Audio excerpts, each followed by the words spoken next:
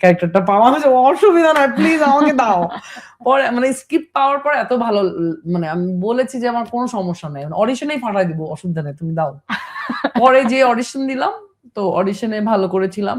সবগুলো বিষয়ের মিশ্রণ নিজের মধ্যে কিভাবে আয়ত্ত করেছেন ক্যামেরার সামনে দাঁড়ানোর আগে? কিভাবে প্রিপেয়ার করেছেন এই চরিত্রের জন্য নিজেকে? এই চরিত্রের জন্য খুব বেশি প্রিপারেশন নেওয়া লাগেনি। পরিচালক ভালো হলে যা হয় আরকি। আচ্ছা। ইমরান ভাই খালি আমাকে ২ টা হোমওয়ার্ক দিয়েছিল। সেটা হচ্ছে আ যেরকম মানে এইটা যেন বডি ল্যাঙ্গুয়েজে খুব স্মুথ আসে। মানে এটা যে আমি ইচ্ছাকৃতভাবে যে বডিটা নাড়াচ্ছি এটা যেন বোঝা না যায়। এটা একটা। আরেকটা হচ্ছে কথা না বলে কিভাবে আ যেটা বলতে চাচ্ছি ওটা বোঝানো যায়। হুম। মানে মেয়েটা সাইন ল্যাঙ্গুয়েজ ব্যবহার করতে পারবে না। কারণ ও সাইন ল্যাঙ্গুয়েজ জানে না আরকি। আচ্ছা। সো কথা না বলে কিভাবে ও যেটা বলতে চায় ওটা বোঝাতে পারে। সো ওইটুকুই প্র্যাকটিস এবং সেটের ভিতরে আমাকে ওই যে পরিচালক ওই পরিবেশ তৈরি করে দিয়েছেন আমাকে। ওই এনভায়রনমেন্ট তৈরি করে দিয়েছেন। ওই জায়গা প্লেসটার সাথে পারফরম্যান্স এর তো একটা ওতপ্রোতভাবে সম্পৃক্ত। সো আমি যখন আমার যখন কোনো সিরিয়াস সিন বা যে সিনটাতে আমার ইনভলভমেন্ট অনেক, অনেক বেশি, প্রত্যেকটা সিনেই অবশ্য আমার ইনভলভমেন্ট অনেক বেশি ছিল। তো থাকে না আশেপাশে ঐরকম পরিবেশ তৈরি করে দেওয়া। যাতে আমি নির্দ্বিধায় কোন রকম কোন ডিস্ট্রাকশন ছাড়া আমি পারফর্ম করতে পারি। সাপোর্ট সিস্টেমটা ভালো হলে না অটোমেটিক্যালি অনেক কিছু সহজ হয়ে যায়। সহজ হয়ে যায়। সো আমার জন্য পরিচালক আসলে ওই জায়গাটাকে এত সহজ করে দিয়েছিলেন যে আমি শুধু ওই জায়গার ভিতরে নিজেকে ছেড়ে দিয়েছি ওই চরিত্রটা ভেবে। মানে নিজেকে ভিতরে চরিত্রটা ধারণ করে ওই জায়গার ভিতরে আমি খালি নিজেকে ছেড়ে দিয়েছি। আচ্ছা, পরিচালকের কথা তো চলেই আসে প্রসঙ্গত মুস্তাফিজুর নূর ইমরান। তাকে কি আপনি জিজ্ঞাসা করেছেন যে এই চরিত্রে কেন মৌসুমী হামিদ?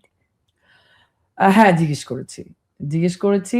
ভাইয়া যে উত্তরটা দিয়েছে সেটা হচ্ছে এক হচ্ছে আমি সাঁতার জানি। আচ্ছা। কারণ পানিতে কিছু জায়গা আছে পুকুরের মধ্যে। আর ২ হচ্ছে যেই পেইনটা ভাইয়া দেখাইতে চাইছে গল্পে, ওই মায়ের যে পেইনটা, মাতৃত্বের যে যন্ত্রণা বা এই মেয়েটা যে এত বছর ধরে এত লম্বা সময় ধরে অ্যাবিউজ এর শিকার।